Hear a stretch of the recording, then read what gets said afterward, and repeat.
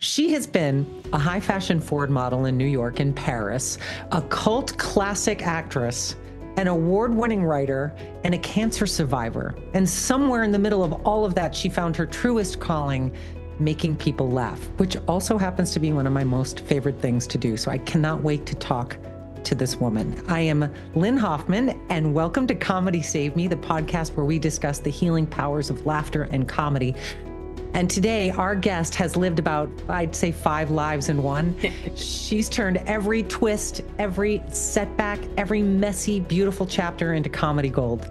Now, you know her from movies like The Lawnmower Man with Pierce Brosnan, from Nickelodeon's They Came From Outer Space, and now from her debut comedy special, Model Mom, the story of raising 2 boys in LA as a single mom, chasing away drug dealers and girlfriends alike. Sounds pretty fun, doesn't it? She is a winner of Cedric the Entertainer and CBS's Comedy Pays Award, a Columbine Writers Award winner.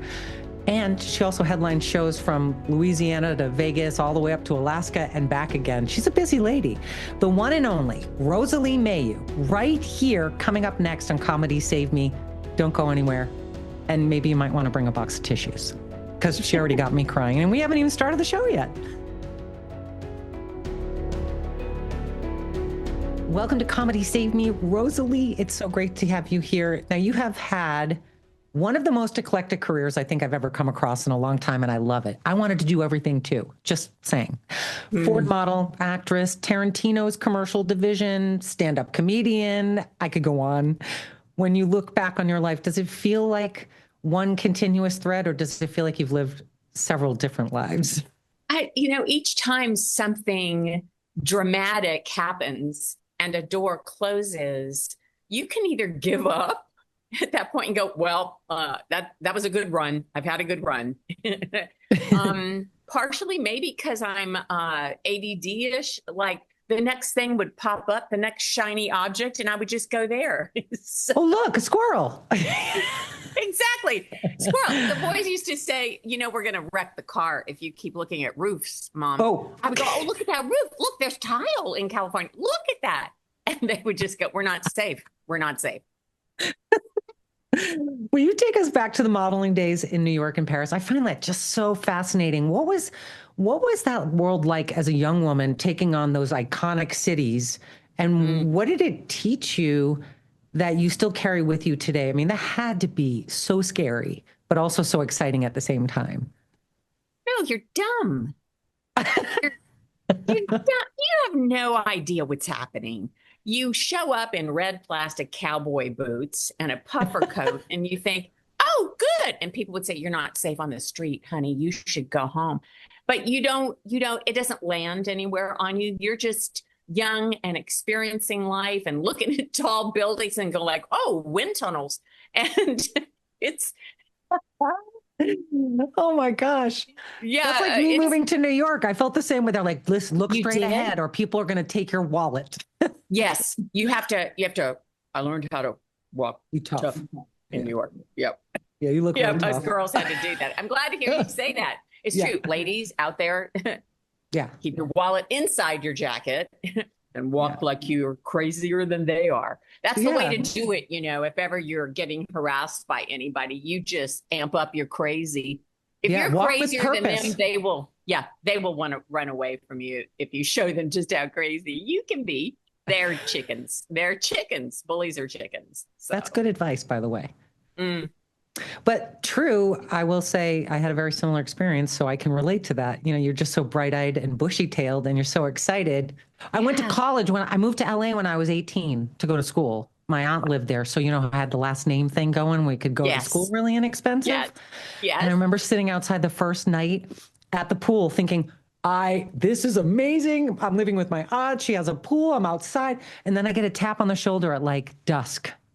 I'm sorry, ma'am, you need to come inside. You should probably go inside now. And I'm like, what do you mean? My aunt lives here. This is her place. It's condos and all this. He's like, yeah, but you're sort of in between the 2 biggest gangs in Los Angeles, the Crips, the Bloods. They come out at night. You might want to just go inside. Exactly. And I was like, what? What are you talking about? Qu'est-ce que c'est gang? Yeah. Say gang. Oh, look at the cute graffiti. Honey, that's a gang. Get inside. It's so true. Rosalee, when did comedy first enter the picture for you? Was there a moment that you realized that making people laugh wasn't just something you did, it was something that you needed to do? Because you have quite a story. And you're very funny, but you also have very serious shit that happened in your life. Yeah, it's you entertain your aunts and uncles when you're a little girl at 5 and you go like, I'm going to be an actress. And they go, oh, can you sing and dance? And you go, no, ma'am. And they go like, not going to happen then. Not going to happen. And so you learn to tap dance as fast as you can to entertain them. Because I had a big brother, by the way, who was all-state football, all-state basketball, all-state track, 8 points above genius level, Olympian athlete. And then there was me. And I was like, oh, I'll just make them laugh. And that's how you find the funny in you. And then when you become a model, I was raised so down to earth that people would say, Rosalind, your daughter is so beautiful. And say, oh, not like she is good. She's a good, she's good. And so you don't prize beauty. Right. You prize being a decent human being, the way I was raised. So when I got presented with all of this fancy life, I did not fit in at all. Many of my photographers would say, well, you're the weirdest model. You are not, I don't know what's happening here, but this is not the way models act. And it was just because I came from such a solid background. So you were being respectful? Were you kind and respectful, or no, I was rascal and not very sexual as far as, there's a lot of fun and games in the industry. And I think probably the people who have more fun at it, because I was bored a lot of the time, it's quite boring. It just hurry up and wait. Yeah. Oh, it's and I always booked the wacky role. And then I when I came back from Europe after this fancy career, Eileen Ford. Well, first I got knocked up when I came back, and so she said, oh no, now everybody's going to want one. Don't do that. Oh gosh, there's a great sentiment. She said that. She said, are you going to keep it? And I said, well, yeah. And she said, oh no, everybody's going to want one now. And it's true. About 3 of her girls got knocked up that summer. And she was like, you cost me all the Sports Illustrated covers. This is not. That says a lot. That says a lot about the industry, doesn't it? Does priorities. But it was because I was so funny that I ended up saying, look, if you'll allow me to make X amount of dollars to stay in the agency, can I just go study acting? And she said, yes. And I got to study at Carnegie Hall with Bob Modica, who was the underneath Sandy Meisner was Bobby Modica. And then in LA with, just wonderful, wonderful, strong people who didn't want you to just be fluff, but I was funny. So I had a hard time finding where I belonged because I look one way and then my mouth opens and it's all over. They go, no, not her. No, not her. And then, I think when I got sick, that was when I could no longer just say other people's words. I had the magnificent chance to be on set with Tom Selleck and Carol Burnett. I had this wonderful career, but it was saying other people's words. Mm-hmm. So still as a woman, you didn't feel heard. You work so hard, you raise your family, you're out there just tap dancing as fast as you can to pay mortgages. And still you don't have a voice, at least in my career. And when the cancer presented itself, I definitely said, this is it. I've had a good run. And then I remembered one of them had spent the night overnight in a Texas jail. And the other one was still in his early 20s. And I thought, oh, maybe can't leave boys that young. They're not safe yet. You can't check out yet. They're not finished. They're frontal lobes. No. We need you. Yeah. Wow. Better stick around. And so, and it's just the decision that everybody who's listening that has faced something that, brings mortality to the forefront. They said, get my affairs in order. You have no time. We have no cure. It was at that doorstep that you have to make a decision whether you're going to stay or go, because treatments are horrible. So you make that decision. But then the other side of you that's just a goof has to come into play. You have to have a sense of humor through this. I'm a scary bald lady. These people, did you ever see the magazines and these cancer things where it says like, I'm a pilot. I had chemo this morning and I'm flying to Denver. And I'm going like, what? I'm a lizard. I look like a lizard by the pool, bald, scary, scaly lizard by the pool. I just, no. I don't know how people do it. I don't. I admire everybody who's been through treatments that are horrible and whatever health stuff they're facing. You have to have crazy friends bring you through it. And you have to make a personal decision if you're going to do it. Hell yeah. Oh my gosh. A lot of people, when they face something that serious, they just retreat. I know I did not personally myself with an illness, but when my dad was diagnosed, I mean, I'm an eternal optimist. I suspect you have some optimism in there as well. And you can't, that's something you can't, you're either born with that or, oh, there you go. Hope. It's something that you can't, but when that diagnosis came in, it was like, I retreated and the whole family retreated and we all just sort of hunkered down to try to help each other through it.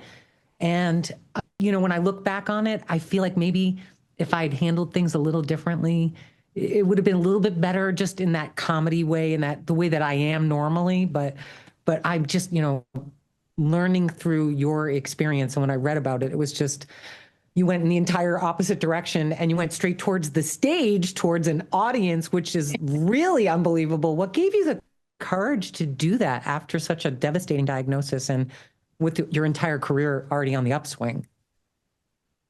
I think that's what gives you that courage. Nothing else matters when once you've faced stuff like you faced with your dad, and I faced all this, physically difficult stuff.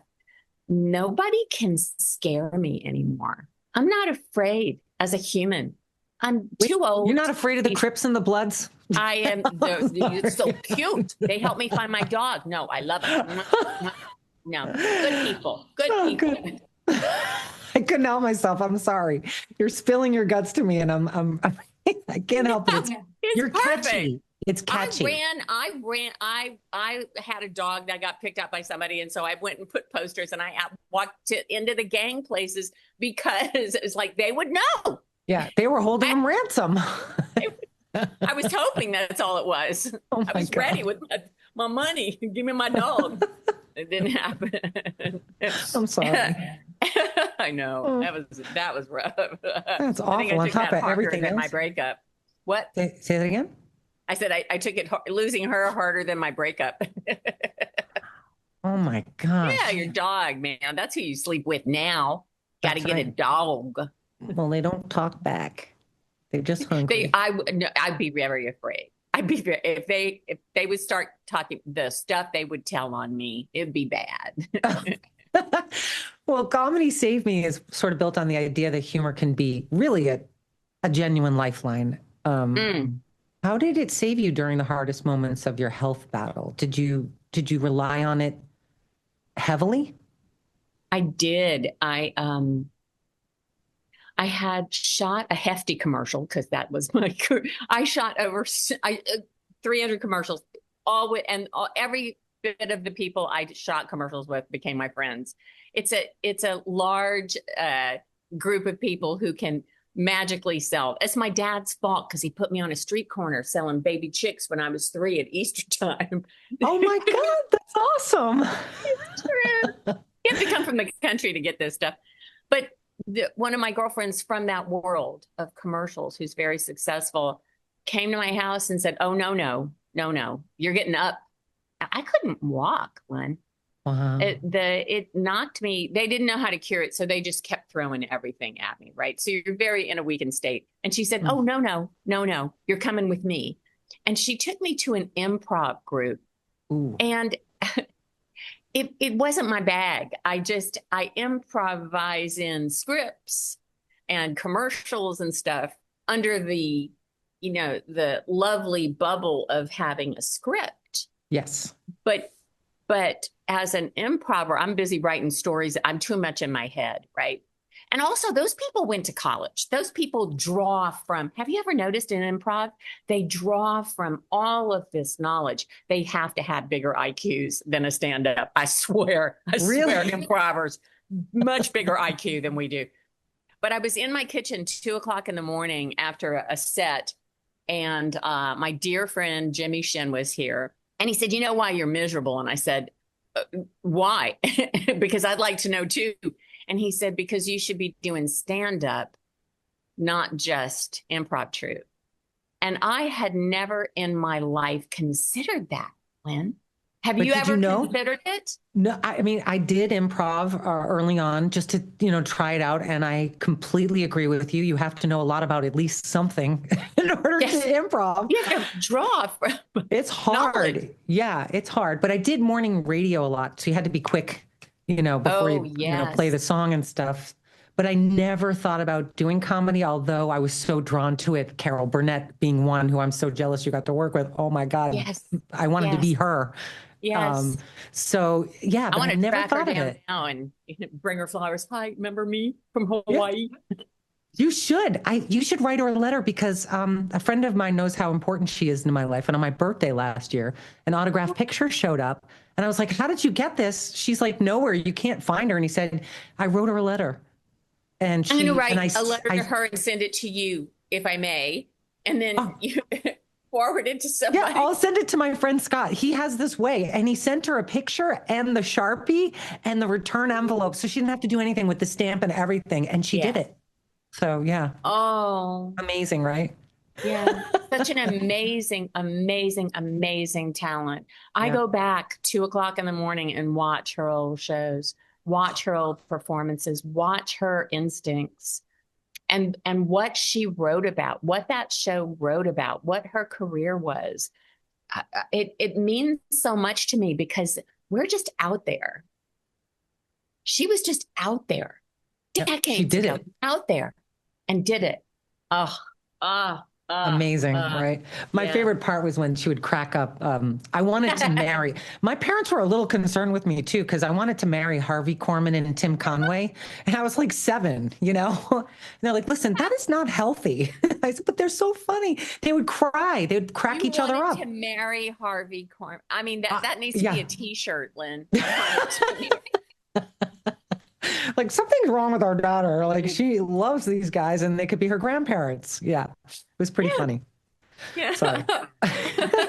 No, I'm so impressed that you knew him and knew his name, and wanted to marry him. Oh my God. Someone else too, Gene Wilder. He was my forget it. I was like, done.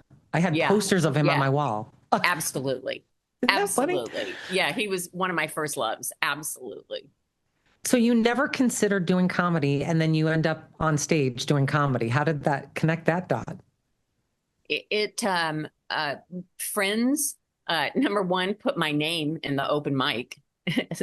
Did you know, or were you in the audience just random? No, I had no idea. Wow. A friend of mine said he wanted to teach. I said, "I'll support you." I went for a while. He said, "No." And but another friend put my name in an open mic list and I got up. And here's what's wicked is I got up and they put a microphone in my hand. Danger. Okay. And that was it. That was it for me. I heard my voice amplified and had the attention of 4 people.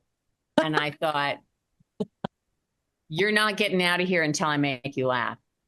And I did. Right off the bat, I bet. I realized that was my happy place and that we are just a bunch of bozos on a bus. We are so utterly ridiculous that there would be endless amounts of material on the planet because everything that has happened has been so absurd. And I guess my favorite people in the world are people that recognize and play from the absurdity. Yeah. Amy Poehler, Conan.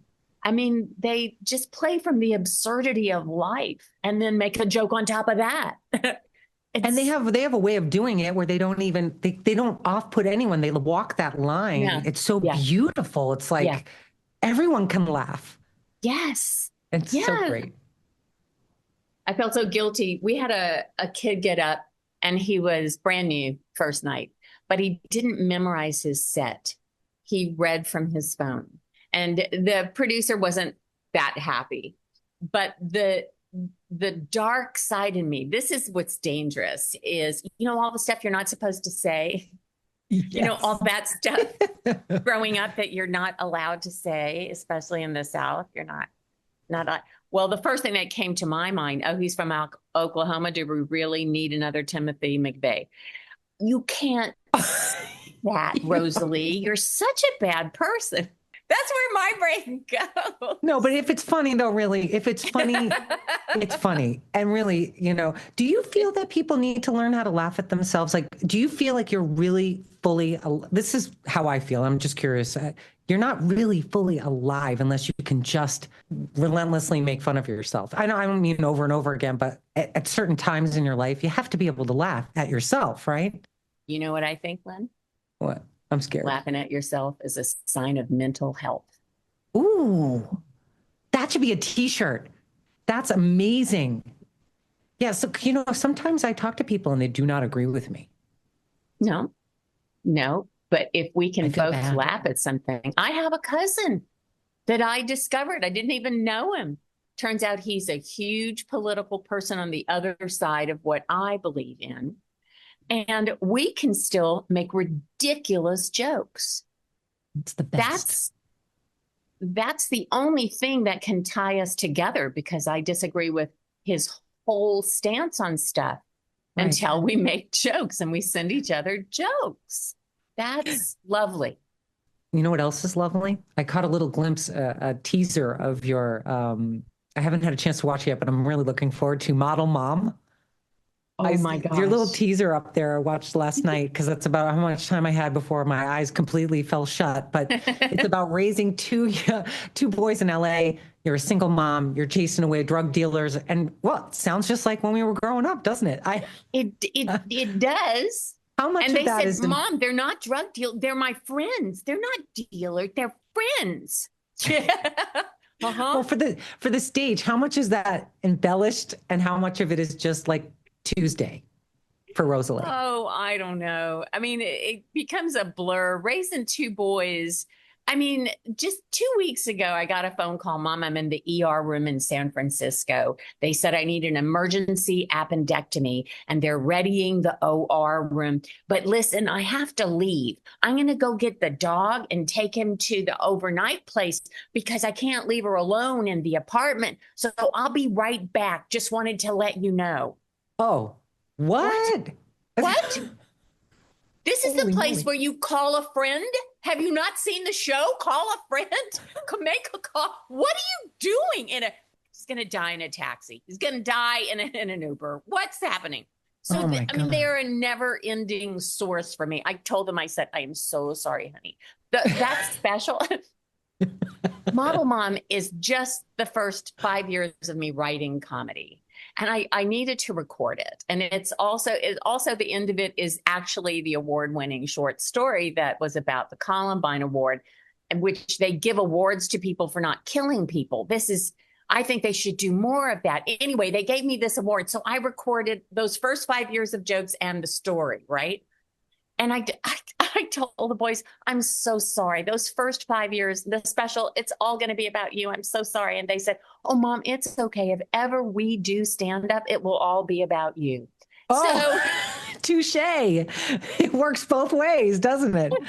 Wow. Well, I mean, were they shocked that you wanted to share their lives with strangers? I mean, that must have been a crazy I asked thing. Their permission. The very first show I did at the Comedy Store, I said, you guys got to let me know if this is not what you want me to talk about. You guys just tell me. I don't have to do this. This is not necessary. This is for fun. And they went to the show and laughed. I mean, the older one actually said, "Oh, that's savage, Mom. That's savage." That's So great. yeah, I got the savage. You're like cool. Yeah. No, never. Well, Nope. just in that moment. In that moment. But what a great thing for you to have to like, whew, thankfully they're laughing. But you're teaching them to laugh at themselves, which is like, sounds like to be a very important. I think they taught me two things. Number one, how to love. That's for sure what my boys taught me. Number two, how to laugh at yourself. Yeah. They're ridiculous. They're like, there's no stop button on young men. They don't have a proper stop button. Somebody needs to install that, because they'll just, literally they put each other in a garbage can and rolled each other down the hill. What? Yes, you were blessed with two, not just one, but two. I always feel a lot like there's an extra little, wow, you are Superwoman when you know that you've raised just boys. Just boys. It's not easy. Just boys. No, and I'm blessed because my ex was married before me and had a grown daughter that I got. So now I have like the full experience.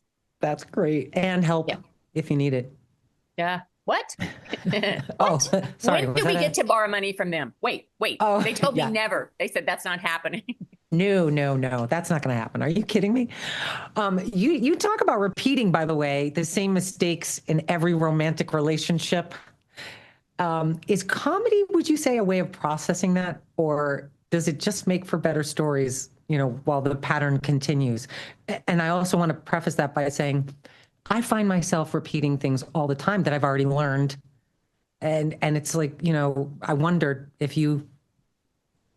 Well, we get amnesia. We learn a lesson and then we go like, oh, that was then. This is different. It's not. It's you're at a different place in the spiral, right? So you can see it from a better vantage point and maybe you get out earlier. Oh, I like that. Maybe it doesn't take you 3 years of a bad relationship. Maybe you're out in 3 months. You're growing. But I make the mistakes and when I find I have made the same I'm so mad at myself. I know. But we can only be where we're at, right? We can only be where we're at. But it just goes to show you how much comedy can help with that. Again, laughing at yourself. It's like, wow, okay, again with this? I mean, not even just with relationships, though, but mainly with relationships, whether they're, romantic or even friends and family. It's hard sometimes. You're so busy trying to figure out what you want to do with life. And then you finally figure out who you are and you got all this hindsight and you're like, oh, duh. Yeah. It's like that. I got to the point where alcoholism, drugs, all that kind of stuff that was so prevalent in my life growing up in the modeling world and all that. I didn't think it was anything permanent. You're just experimenting. You're just having fun. You're just exploring. And, but it does catch some of us. It can catch somebody. So you never want to poo-poo it too much. It could be a real problem. And for me, I would pick people that were very exciting, the most generous, lovely. There's nothing better than a relationship with an alcoholic for the first year. Oh, it's so good. Oh, Laurel Canyon. You are love bombed. It's everything. And then, I don't know. It was New York and Paris and all that kind of stuff. And it was a long time before I figured out that there was something called Al-Anon, which is not Alcoholics Anonymous. It's Al-Anon. And Al-Anon is for the friends and families and workers that work with people that have a real problem that's going to, cause their death or lose their minds or something. It gets very dark with addiction. And so I joined Al-Anon, and it's been 36 years being with people. My sponsor's 94 years old. Wow. I'm getting the benefit of, unfortunately, I've lost my parents. So I get the benefit of these wonderful people with all this life experience that I get the benefit of. So before I do something stupid now, I have somebody to call first. What I like to do is do something stupid and then just call to report it. That would be easy, right? You'd feel so much better. She says I need to call her. She says I need to call her before I do the stupid thing. So, hopefully head things off before I do something too bad. Rosalee, you're so smart though to do that. I mean, I had a hunch getting in the industry that I was going to be dealing with a lot of interesting personalities. And I took abnormal psychology as a minor when I was in class. What? I like to say in class. I really didn't pay attention. I was daydreaming about radio and television and comedy and all that. But when I was there, I thought maybe I might need to learn how to deal with people. I don't know if it was my parents who suggested it or me, but boy, did it help. Like what you're saying, having understanding or at least a minor amount of understanding about human nature. Yes. Because it's really difficult navigating out there in the world without that. And the patience and the kindness and the grace that you need to allow people to be where they are in their journey. Nobody's baked. Nobody's finished. Well, a lot of people are baked, but nobody's especially today. I don't mean here. I meant by. I'm sorry. This is not going well. Wait. Wait. Are you? Because I'm not. No. Are you I understand what you mean. Oh, fully baked. Stick a fork in her. Yeah, because it's okay to love who you want to love and like the people that we're attracted to. You've been in the industry the same as me. We are around magnificent creatives, and I wouldn't trade that for anything. And, what I've learned most of all, this touches me so much, from my outrageous, creative, madmen friends, is they accept people as they are. They are not judgmental. And that is something I could use some guidance in sticking to, not judging a person, not judging myself. Let it be. Let it be. Let there be peace and acceptance of people as they are, where they are today. Makes it a much kinder relationship that I'm going to have with anybody. That's so true. That is, I have the exact opposite problem, because when you do meet people where they are, sometimes you open yourself up to things that happen to you that you have to pull back from. So it's almost like it's good that you have that little, protecting zone there for you to figure it out first. Do you know what I mean? Or did I lose you? I don't know if I figured anything out. Nothing. I figured nothing out, and I know nothing. So it's well, hindsight's always 20/20. But then again, like we talked about earlier, we keep repeating the same mistakes and thinking there's going to be a different outcome. From a higher place on the stairs, though. That's right. That's right. Looking down 30,000 feet. Rosalee, you've been doing stand-up weekly, which is like amazing to me. Like, I just love that you do this. And you've been doing it at major clubs around Los Angeles. What does a great night on the stage feel like? And what does a rough night feel like and teach you? Oh, wow. My favorite nights are where you bring the audience up from whatever they may be experiencing, either from the outside world, or it's just a raunchy night and you can tell that they're not quite with it and all that kind of stuff. The hardest nights are when they're so drunk that they can't follow the evening, but both are challenges that are fun. Because the first one, I get to try some jokes that we'll see where they are, and then throw in, lean into the material that I can see that is getting them to smile and laugh and enjoy themselves, because that's what you want. Yeah. You want them to leave feeling great about themselves, great about the club, just all of it. So everybody can keep doing this art form, because I believe stand-up is today's poetry, right? Oh, yes. That's my opinion of it. But when everybody's too drunk to really enjoy, There's a couple of things. I can really rail on somebody pretty hard that's drunk, and at least the rest of the audience is enjoying, and you hope that they don't come up after and poke you in the nose. But I watched the great Greg Wilson. Greg Wilson. I watched him deal with a whole table of drunks, and what he got out of them was that it was somebody's birthday. Ooh. And even though they had been mean to all the previous comedians, once he got that out of them, that's what their deal was, everybody could enjoy their drunkenness, his interactions with them, their jokes about the whole situation changed the entire room. I've never forgotten shoulder drop. That. Wow. Yeah. Wow. Yeah. It was lovely. So somebody's always got a story. There was a drunk at the Hollywood Roosevelt. It was so much fun.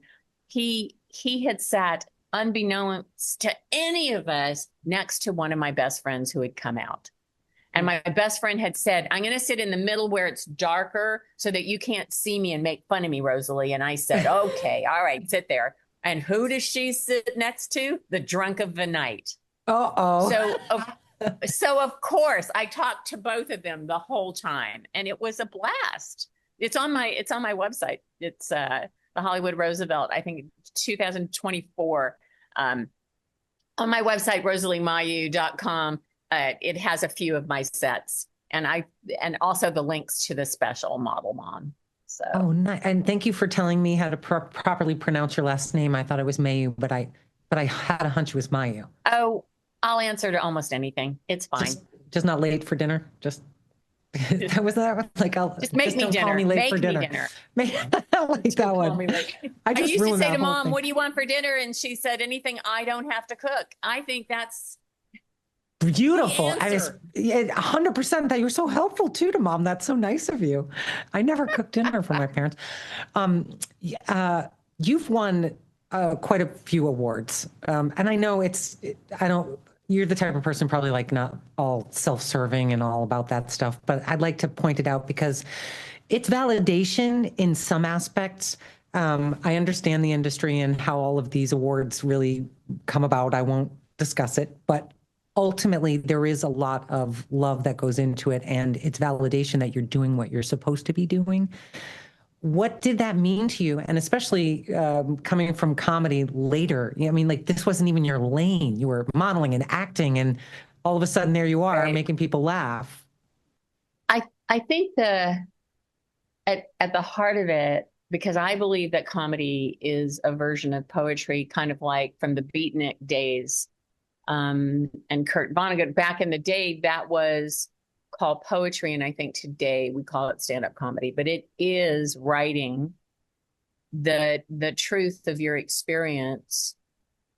And when you get an award for something you've written, I've gotten standing ovations for acting. That meant everything at the time. That was the pinnacle of success, was a live standing ovation, meant everything to me. But to get it for something I've written, it's just so lovely, because you can't hide when you're writing. Mm-hmm. I don't know, maybe sci-fi and fiction writers can. I can't seem to. In my short stories, I can't lie. It just comes out. It's like this private journaling almost that spills out on the page. With the Columbine Award was so important because we had just gone through the murders at Columbine, and this particular film festival was in Colorado. And the people that had done a lot of charity work around the tragedy were at the festival and gave an award for something. The award was for nonviolent conflict resolution. Ooh. And from that, I was able to talk a kid down on my block with a knife who was a little boy that was being bullied, and he didn't know how to handle it. What? From that, so many good things have happened. The story of Coyote Nights, the short story that's at the end of my Model Mom comedy special, I just tell that story that happened, is so important for kids because you know, kids want us to know what's going on. They are very impressed by the dangerous things that they face every day at school, but they can't always be the ones who tell us. Right. And so I wanted something that acknowledged what kids face every day that a parent is never going to know. You can't break through, especially when they're boys and you're a female, and you are never going to compete with a blowjob as a mom. You're not. You're not going to compete with weed and a cute girl. You're not going to compete. There's absolutely nothing that you can say as a mother that's going to get them off the scent. Nope. Nope. You're not going to win that argument. No, you're fired at that point as a manager. You are. You're fired as a manager. They're climbing out the window. The girls are climbing in.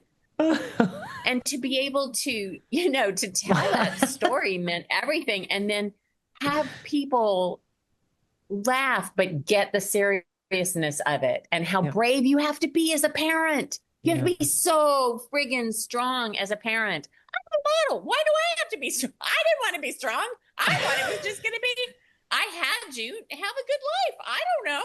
I didn't know what I was doing.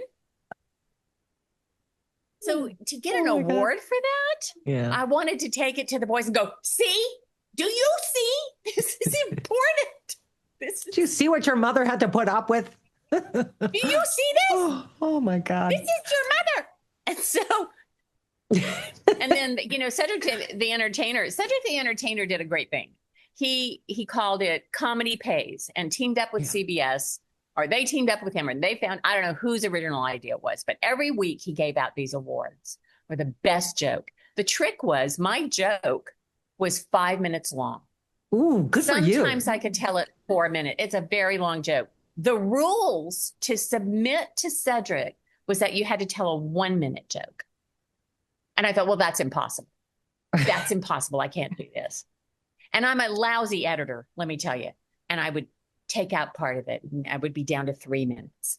And then I would take out part of it and I'd be down to 2 minutes. And I would say, well, that's it. I can't possibly tell this story in a minute. I can't possibly. And then I remembered in film school, I won an award for a 1 minute movie I made. Ooh. It was accepted in, I told an entire story, an entire movie in 1 minute. And I thought, come on, girl, you can do this. Come on, girl. So I thought, what is the essential story? And I got it down to 1 minute, 1 second, and I submitted it. What? For real? That 4 minute story? Wow. Good for you. Yes. Gosh, you were ahead of your time.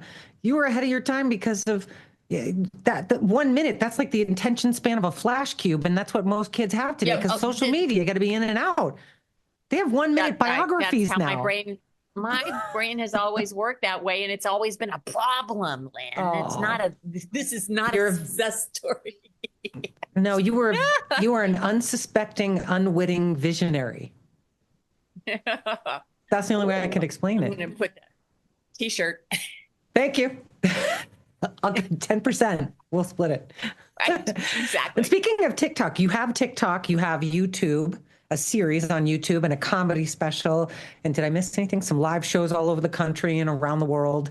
It's so much fun. I mean, I went to Spain for a friend's daughter's wedding, and I got to do comedy in a bar, and there was a lion tamer in the audience.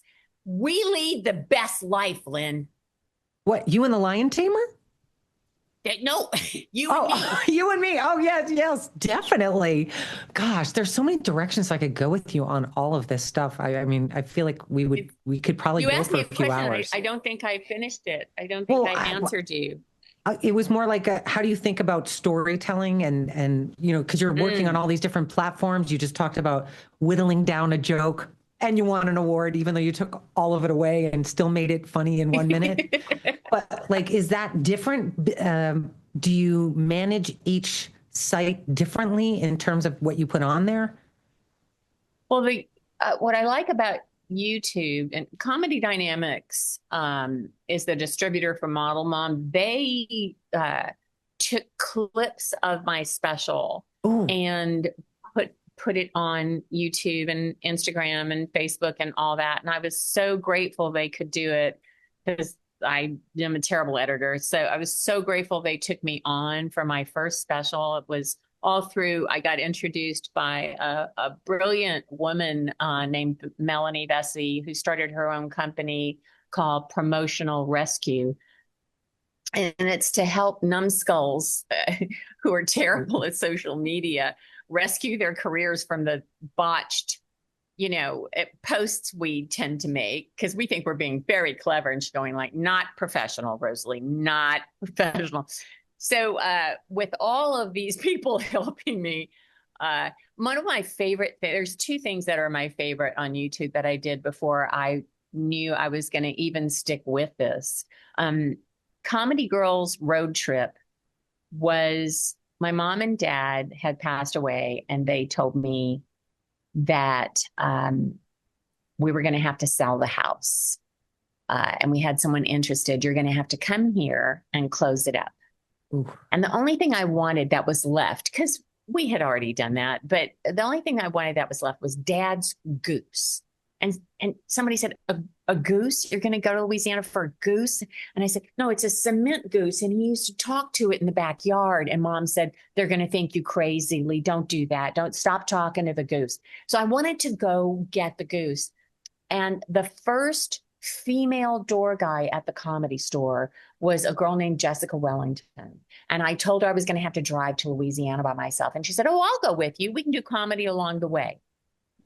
What a lovely thing. And so I taped it on my iPhone 4, and it's a series. You had to name on the iPhone 4 because it wasn't technically as amazing as the iPhone 41 right now, right? Right. Oh my God. Right. And listen, I sold it. I sold the series to the producer of Honey Boo Boo, and then they pulled it because COVID hit. Oh, shut up. They said we can't do travel shows. So anybody out there interested in Comedy Girls Road Trip, we have it. It's ready to go. Oh, yes. Are you kidding me? You're going to have a taker. I guarantee you after this airs. That's amazing. You to have the forethought to do that, though, to tape yourselves. Have you listened back? Just comes from having. I have. It's ridiculous. I took her out to dinner at Denny's to try to wine and dine her and to say, will you really go with me? And we really will call clubs along the way and see if we can get up. And well, did you get her the Grand Slam breakfast? Because that would have, you know. We did a Denny's tour. We did. That's great.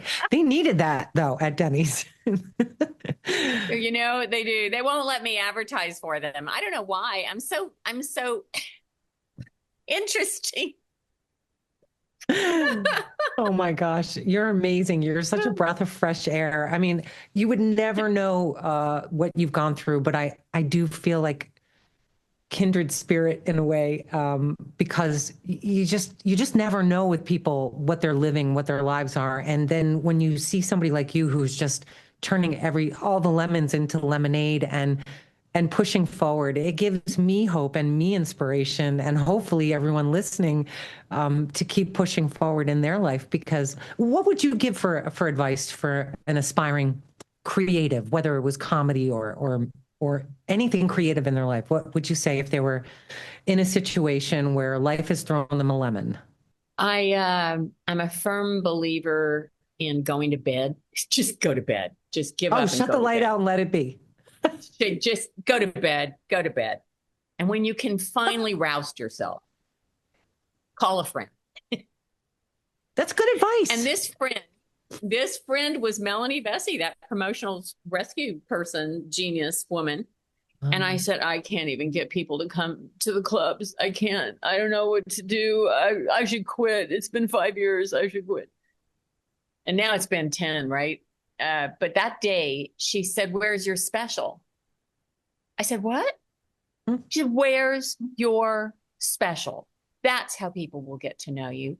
And I went back to bed, and I went to bed for 3 days. I couldn't imagine she was right. I couldn't even think I had a special already. I couldn't even think about it. And it took me another 3 years to finish writing what I wanted to say, and 2 years to film it and edit it and sell it to Comedy Dynamics. It takes a long time for people like me who are new to it. But the best advice is give yourself time, downtime.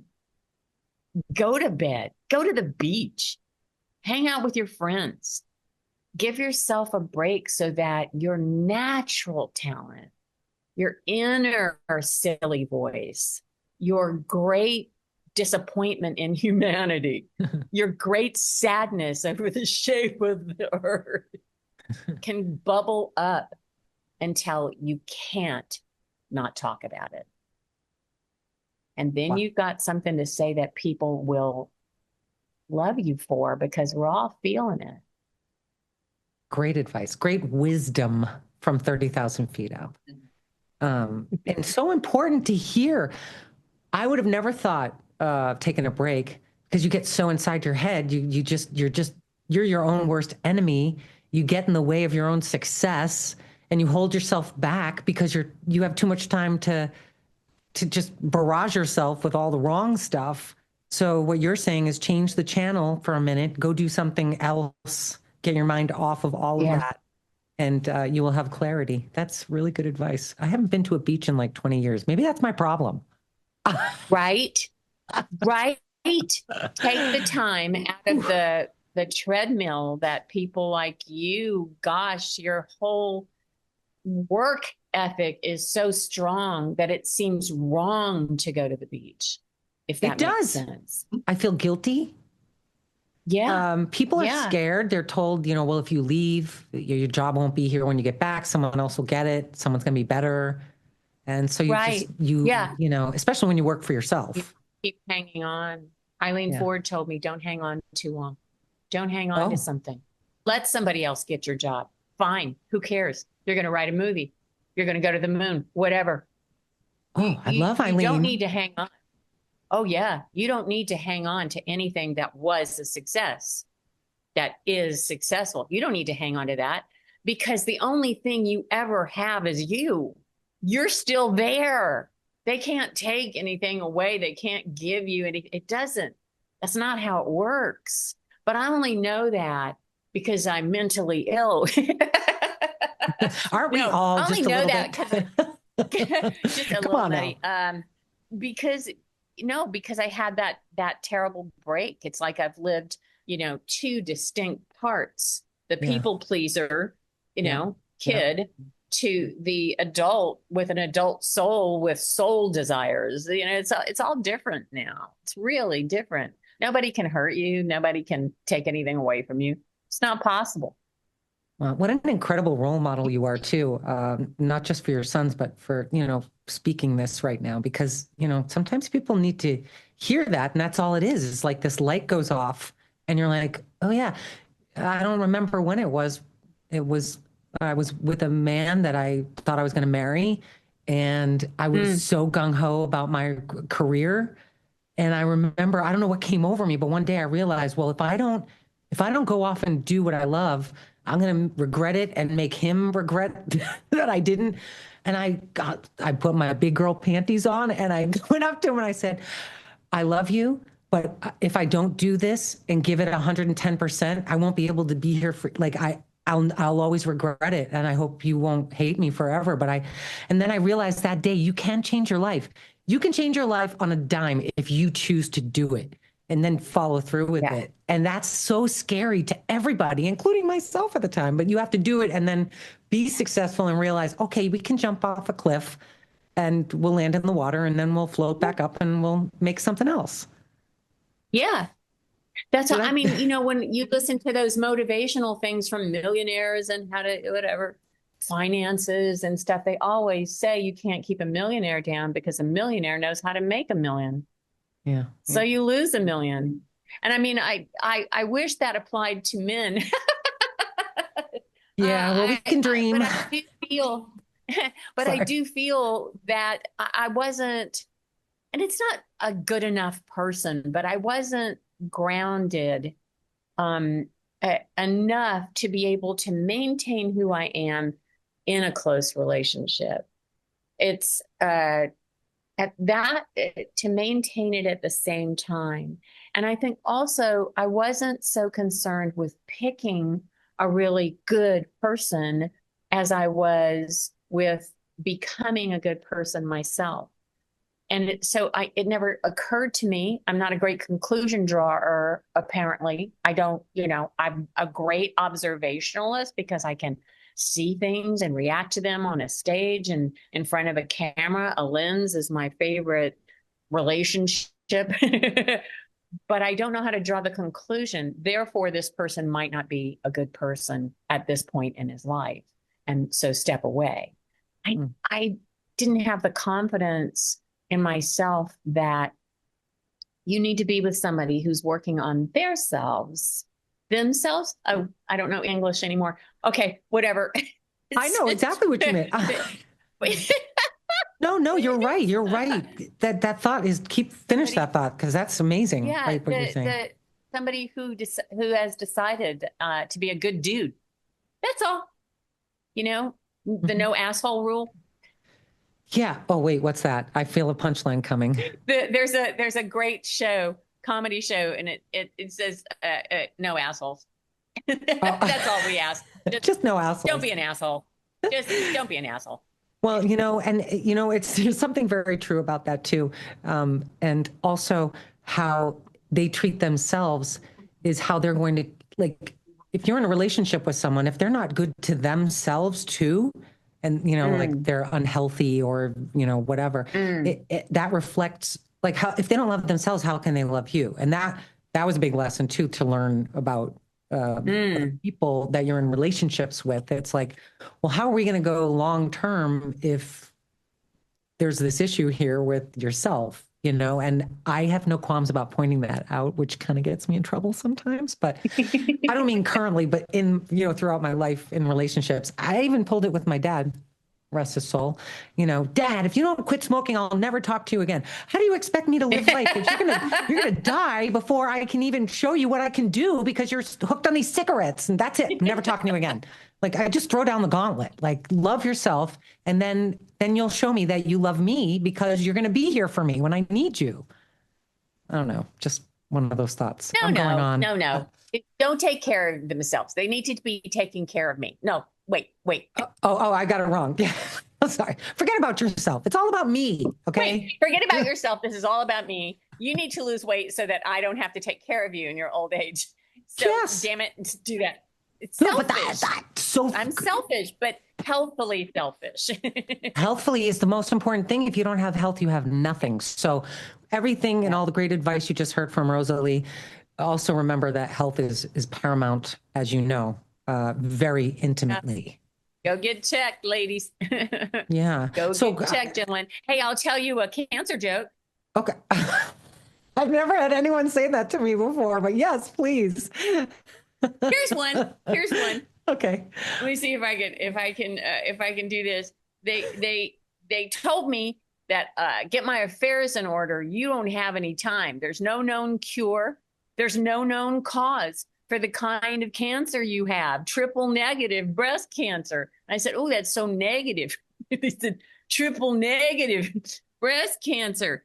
And then I was watching the TikTok, Lynn. I was watching the TikTok, and at the end of 2023, they were celebrating the dawn of 2024, and there was a dancing doctor. We all need dancing doctors, don't we, on TikTok? Dancing doctor video. But as he pointed in his dance routine, there were bubbles that would pop up. And in the bubble, oh, I'm going to cry. It said, these are the cancers we solved.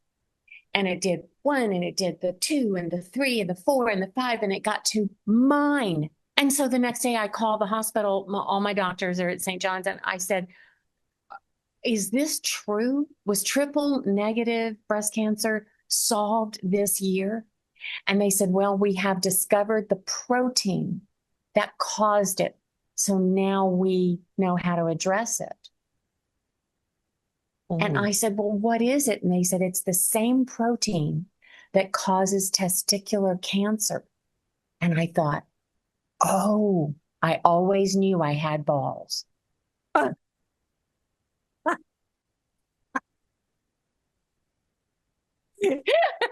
Now, is this whole thing you're gonna cry just to get you're you're amazing. Oh my God, I love you so much. And I just met you. Rosalee, wow. Wow. And soon after, obviously, you got some treatment and you're Oh on the yeah, upswing. How are you? I was diagnosed in 2013. So Okay. this is 10 years later they made the discovery. So they Oh, wow. cured mine by throwing everything they had at it and got Jeez. lucky and cured me. Yeah. Yeah, Wow. but for Yeah. them to now know the cause of it, they can do all the gene work to solve Yeah. it a lot easier than throwing. Because I mean, the stuff they threw at me was like for a 6'5", 350-pound man. They just had to. You They poor had no thing. choice. Yeah. Yeah, yeah, it was rough. It They was had to rough. kill But on pretty to much happier like, thing. yeah, they have to Yeah, kill they all the did. cells in your body to get rid of it, and somehow you have to survive that. It's Yeah. unbelievable. Wow. And even, like 10 years is huge because usually 5 years, interestingly enough, they say that about addiction as well, 5 years. And they also said that about Oh, like cancer as well. So you've beat the odds in both. That's amazing. You're an amazing person. Wow, what a life! I mean, a light and a life.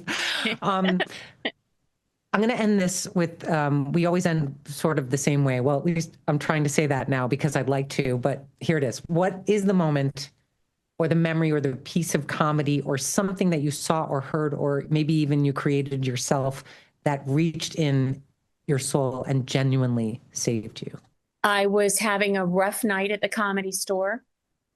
I followed a megastar who happened to be a very blue comic, very dirty, dirty, dirty stuff. And I walked out to do my set after that and told mom jokes. It was a massive fail. And I got so angry at myself. But the next week, the Comedy Store put me in the exact same place right after this megastar telling all the dirty, dirty, dirty jokes. And I walked out and said, put your dicks away. Your mother is here. And that's when I knew I had what it takes to command a stage, reset the room, and let's go. Wow. By the way, I think that was in your promo because I spit out my drink line. But now that it's in proper. That was Yeah, Wow. that was my big revelation that this was going to be something that I could be my true self doing, which doesn't everybody need that and want that to be able to be yourself? Oh, hell yeah. Like, I mean, you give everyone who's around you permission to be themselves. So, I feel looser than I've ever felt before, like almost off my game a little bit. You started going into like a Southern accent when you were talking earlier. And sometimes that happens to me too. But I would never tell that to anyone. And you brought it up. I have friends from Alabama, and I am relentless on them. They put syllables in words like my name Lynn is one syllable, but somehow it's three syllables when my friend Alan says it from Alabama. Lion. Yeah, it's like Lion. three. Yeah. Rosalee Mayeux, you are amazing, and we have your model, Mom. Go check that out it's on YouTube, but it's also I saw it on my television set. Where did I find you up there? Yeah, it's on Apple TV. It's on, it's all over. All the places that you can stream television shows. It's on Sirius XM. She's So Funny. Is that the name of it? The channel on Sirius XM. And we did satellite radio stuff. So it's out there. And thankfully, it's available for people to see now. I can't wait to get feedback. Yeah. I can't wait. Model Mom, you are the best. And I'm so grateful to meet you and know you. And I hope you come back again and visit us here and just tell us some more of your journey because there's just so much more you have left to give and leave on this planet. So I'm so grateful for that. Thank you. Oh, thanks, Lynn. It is just an honor. Me too. I'm very, very lucky. I am the one who's honored.